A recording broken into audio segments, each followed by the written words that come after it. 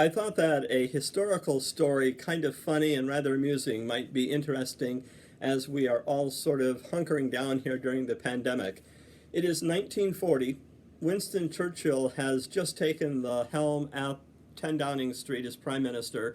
France has fallen, and Winston Churchill goes to the House of Commons to deliver a speech. It is the speech that we recall as the finest hours speech. It is Winston Churchill perhaps at his best.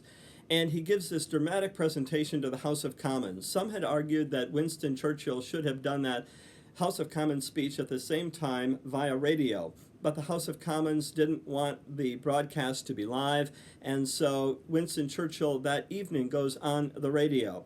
He gives the same speech, but many people are not quite as amused at his presentation as the members of Parliament were earlier that day.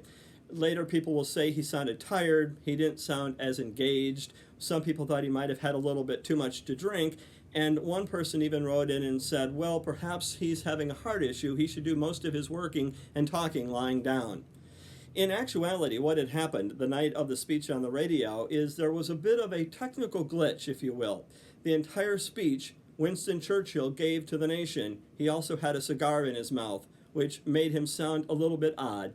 So something kind of funny, something a little bit amusing here to share with you as we deal with this pandemic. And if you're looking for a really good book, this story and more can be found with the latest from Eric Larson. And no, I don't have any stock in the company and I don't know the author, but what an amazing read. And I hope this kind of lifted your spirits and gave you a sense of what we're doing here to keep our sanity during this pandemic. Stay safe and be well.